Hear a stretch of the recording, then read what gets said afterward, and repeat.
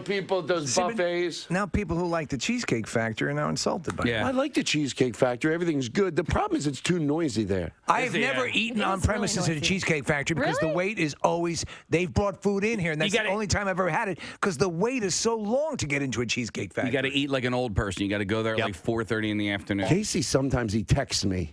It's so frustrating. You know these people. You think, what do? They text you and then they throw their phone in the river and take cyanide. Like ask you a question and then you respond and then you hear nothing for weeks. And then he texts me back and I go, well, what happened? He goes, I can do the 10th or 11th. He goes, how about the 11th? I said, great. Then 2 days later I said, I hate to do this to you, but can I do the 10th?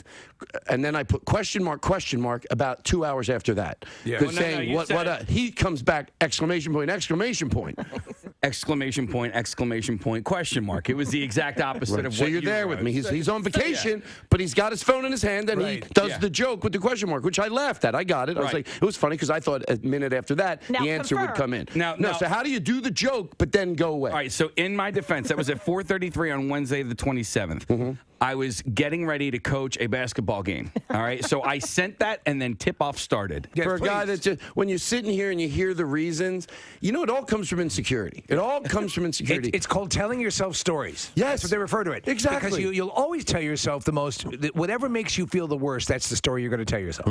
Right? Sometimes. He must think I'm an idiot. He's not responding. Yes, or what? Oh, I bet if I was more famous, he wouldn't leave me hanging. I bet Jim Gaffigan, he wouldn't leave hanging. And it's probably true. He told Jim Gaffigan to F off.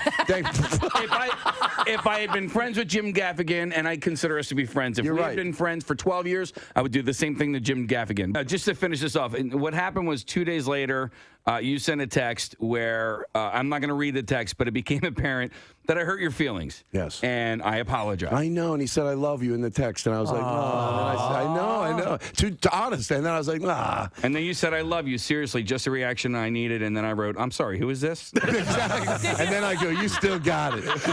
Nice. Well, Todd, you sent me a text the other day. It was the teaser of your Netflix special that's coming finally, up on January a year later. 23rd, man. Well, let me take these headphones off for a second. I'm sorry. Yes, finally, Netflix, January 23rd. What can you say about it? It's just, this is my favorite one ever. The look of it, it's everything I wanted. I got the 7-piece band. It's exactly what you've been moving towards. This whole thing, a bit of an homage to old style Vegas showmanship. And it just looks great. But not the material. The material, I'm going full force against everything. I feel like I'm, the whole force with the kids today thing. And the problem with the internet is, I heard you guys talking about that on the way over. Yeah. So I sort of take a different stance at that. But it's... You get very candid, we hear, right? I do. Yeah. About what? About everything. About everything. I know. I do for the first time in 35 years talk about liking dudes. That's the way I call it. I know how I have to do.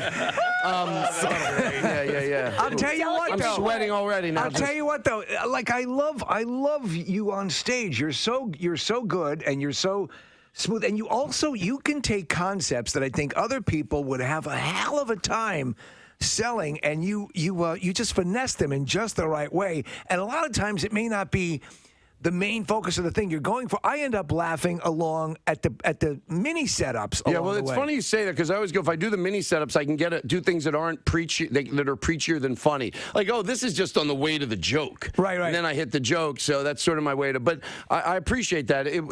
I used to say, when am I going to stop being embarrassed of a special from 5 years ago? I asked a comedian friend of mine, when am I going to stop being embarrassed of 5 years ago? He gave me a great answer, and it really helped me. He goes, hopefully never. Yeah. He goes, what do you want to say? Oh, my best work was 5 years ago. Good point. So I'm like, oh, okay, it makes me not mind being embarrassed. But this one, Todd Glass, Act Happy, and January 23rd. So. When do you shoot it? Well, we all... That's a running joke on. You have a question, Nick? I do, yes. When Kimmel has you on his show, how does that happen? Does he just call you? Because you show up randomly. The way it's funny because the way I've been doing Kimmel, because I did it from the first year that they were on, and I would just send over, there's somebody that does PR for the improvs. This leads back to Kimmel. And they make, a lot of the improvs have these big jewel cases that are literally the size of, a double garage door, and they get sent to all the improvs because they have jewel cases outside of the improvs. Is that the right term? That these huge posters go in, like, it'll say something like, this person coming soon, and it's a gigantic poster. The sign of it's like a shadow box with with the poster. But and it's gigantic. It's the size of literally a double garage door, and these are posters that get sent to all the improvs, and they're all made at the Hollywood Improv for like all the improvs on the road. And so I know him. His name's Mike Carano, and he'll make me some of the. So I would just send them over one that big that would say, "Hey, it's been a while since I've been on the show." Or I would. One time I made a montage of all my appearances on the show, and it was that big. I said, "I noticed my picture's not in the hallway."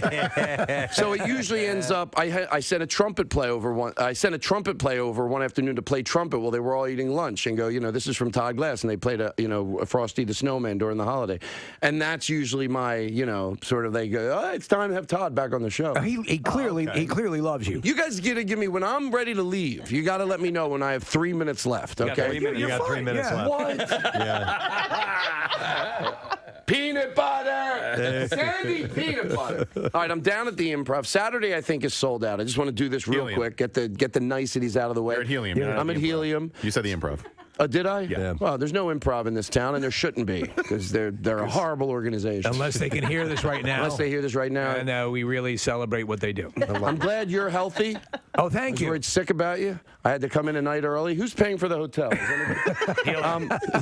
They are, and all the stuff made out of the minibar. I appreciate you bumping a day, because it would have been, But thank you for having me. It's a. Ladies and gentlemen, I have to decline out of here. I can't just. Why don't you do like a Jerry Springer? What we learned from today's show. Yeah. Oh. Yeah. What did we learn? I put the work on you. All I know is we didn't get one moment of Regis Philbin between the two of you. That's this right. entire time. Well, we of course we were down there. Todd Glass is selling the CDs. And he has the most lovely saran wrap in his refrigerator. There's a guy who's got a milk glass container. I can't believe it. I walk in there. I go, "What's going on?" And he's Of course, we had a good time, and I love the pause. Of course, we went out there. We went down to Manayunk, and there's so many good restaurants down there. And Steve took me out for dinner, me and Joy. Of course, he never reached into his pocket to pay. Of course, I'm kidding. They're always so nice down there, and they picked up the tab, which is not their responsibility, and I'm always warned that they do that. But it was great. We had to wait in line for an hour and a half. That I didn't appreciate. But no, we went right in, and it was just great. Ran into Bert Convey's widow,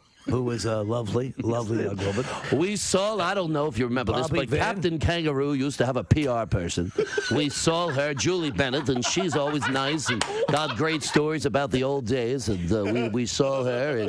And Larry Kane was there, and we talked about great stories about the news. And every so often when I'm home, I turn on the news. Is Larry Kane still on? And Jim Gardner. Jim Gardner. Jim Gardner is full on anchor, and Larry is a special contributor. He's a contributor. He, of course, he knows a lot about the Beatles. Sometimes I just sit at home and you ever turn on your phone and just Google? I'm done. All right. No. Thank you. I don't do Thank that. you. I will see you at Helium. And that's all I got. That's all he's got. Your stuff is great. I'm looking forward to the special. You're one of my absolute favorites, and you're just great on stage, and we're looking forward to it. We love you.